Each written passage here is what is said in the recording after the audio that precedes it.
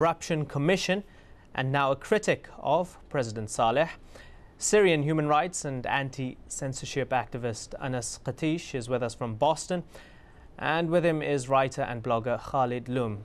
Welcome all of you to the show, gentlemen. Khalid Loom, if I could start with you, these subsidies and benefits and vaguely defined and sometimes unspecified promises of political change from these leaders, have these allowed the leaders to pull the rug from beneath the feet of the protesters, or would the protesters and those calling for reform not be taking any of it seriously?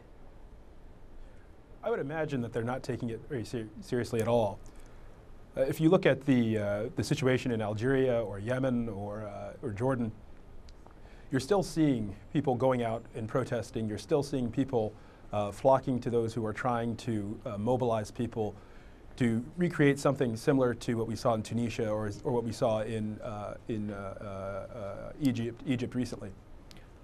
So I'm not convinced that lowering the price of sugar or cooking oil is going to stop Algerians from going out into the street and demanding that their government respond to their political demands, which is what I think most of these protests are really about. Mr. Loom, what was so special about Tunisia? Why was it the straw that broke the camel's back? Well, if you look at the recent history of the Arab people, what we've seen are revolutions being used as an excuse for military coups. You have the history in Egypt, in Tunisia, in Algeria, where the military claims to introduce some sweeping change in politics by overthrowing a monarch or overthrowing another politician, and then continues to rule for decades without any accountability. What we saw in Tunisia was the opposite of that. The people rising up, a real revolution, removing a longtime dictator, and really forcing their government to respond to them. And I think a lot of people in the Arab world see that as something that's quite inspirational and something that they hope to recreate for themselves. Well, as this conversation expands and contracts, we're going to be looking at specific countries and, of course, general trends across the region. Let's ask Anas Qatish about Syria. There was a day of rage planned for Syria, just like there was in Egypt, but nobody seems to have turned up. Why? Yes, from following the events as somebody who has been following online activism in Syria for a long time, I found that most of the people who are calling for that day of anger were not actually based in Syria, and people in Syria did not react in a positive light to these calls. I think it was mostly opposition members outside, and opposition outside Syria has little connection with people inside the country.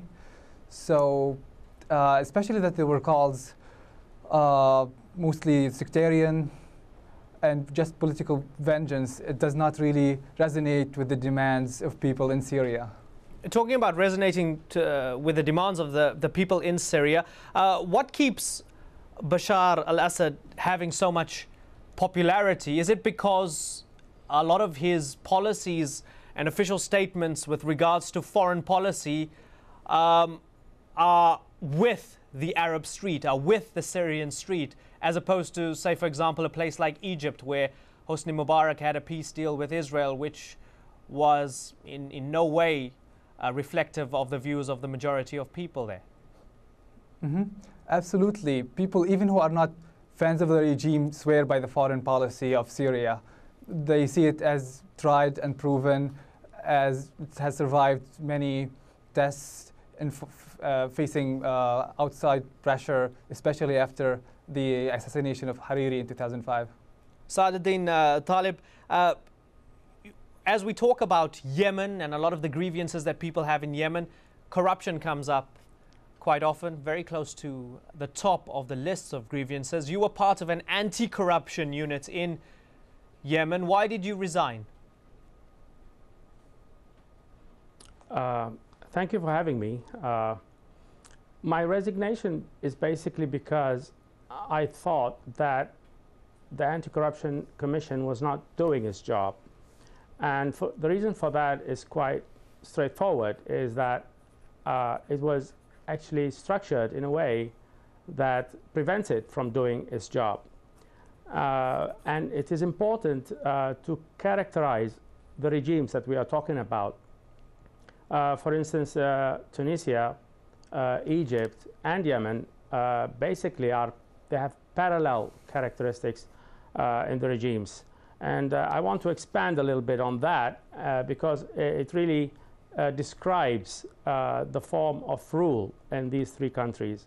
It's basically these three countries were run by a regime that is a despotic regime, controlled by one person and his family, and they have the opportunity to loot, basically, the wealth of the nation.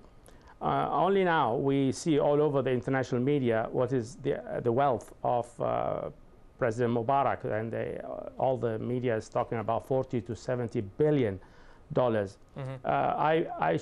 It's the same. It was the same in Tunisia, and I think, and I'm sure it is the same as well in Yemen. This kind of corruption, where the ruler is in control of the state wealth, is basically comes down to what's called in the corruption science as state capture. These state captures, that's why I see it as quite ridiculous that these regimes are able to reform. Okay. Basically, reform. Okay. Sorry to interrupt you. I want to look at the relationship. I'm going to come back to you, sir. I want to look at the relationship with the most powerful nation on earth, the United States. It's quite interesting to see the U.S. reaction to all of this. Let's hear what President Obama's special envoy to Egypt, Frank Wisner, said about President Mubarak over the weekend. The president must stay in office in order to steer those changes through. I therefore believe that President Mubarak's continued leadership is critical. It's his opportunity to write his own legacy. He's given 60 years of his life to the service of his country. This is an ideal moment for him to show the way forward. Of course, the U.S. State Department distanced itself from those comments, saying they were Wisner's personal view. But now is Washington's confusion playing out in the region. Mr. Talib, stay where you are. All of you gentlemen, stay where you are. I want to take a phone call from Oliver in Virginia. Oliver, I understand your question or comment is along the same lines. Go ahead, Oliver. Thank you very much. Basically, my question is the position of the U.S. from President Mubarak is really, they're not standing with him, despite all the favors that he did, especially with the removal of Saddam Hussein and the embargo for 13 years. He played a critical role in this issue. But, you know, we don't see the U.S. standing with the man at this moment. So is that a signal that they don't need him anymore? Thank you. Okay, thank you very much, Oliver. Let's go back to Sa'aduddin Talib, and I want to take this and tie it into Yemen quite specifically. Oliver from Virginia is saying that the U.S. is not standing by Mubarak. I mean, I think despite Wisner's comments, there seems to be this begrudging acceptance from the United States and other powers that, yes, Mubarak must go now. I wonder, what about a place like Yemen? Are the stakes higher in Yemen, given the Houthi rebellion in the north, the secessionist movement in the south, and of course the direct U.S. interests and global interests in the fact that Al-Qaeda has camps in Yemen and that Yemen allows the United States to conduct drone attacks on Al-Qaeda camps in the country. Would the U.S. be as begrudgingly accepting if Ali Abdullah Saleh's position becomes untenable? Definitely. I think Ali Abdullah Saleh will face exactly the same fate as was faced by President Mubarak. Ali Abdullah Saleh, I don't think, is able to withstand the amount of pressure internally and externally that was put on President Mubarak to leave. I think Ali Abdullah Saleh will be an easier issue. I think what's important to note here is that the rest of the countries that have already been tired of these regimes that have, everybody knows, the taxi driver knows, the fruit seller knows, that this the people who are ruling the country have been taking its wealth. And therefore, the test here is really what happens in Egypt.